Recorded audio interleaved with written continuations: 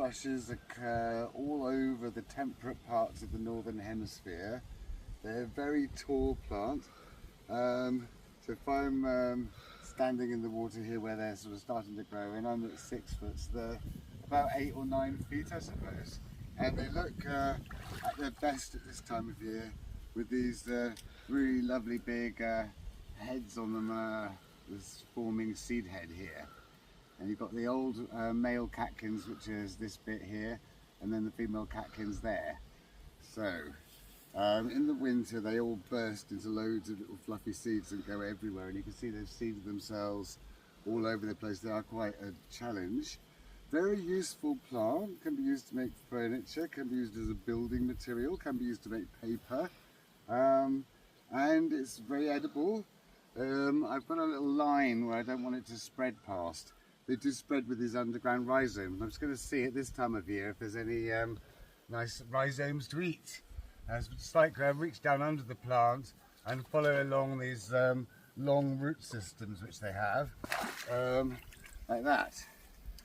See, that's the rhizome that grew out of another plant and formed this plant, and then this bit here will grow off and become another plant. But these can be collected seemingly at any time of the year, and just peel off this outer layer, and you've got a solid starchy carbohydrate which you can even make into flour, but it is quite surprisingly nice to eat because that's all the energy that would have gone into making another plant. So it tastes like bread or rice or something, really. It's not a strong flavour. You can just sort of eat it and it's quite nice, but also, just chuck that over there, these are a bit like leeks. So if you take off the outer leaves, then is the inner part, just like a leek. You can eat that as well, and it's not as nice as the root. In fact, yeah, nicer cooked, but it's food. So it's a very, very useful plant.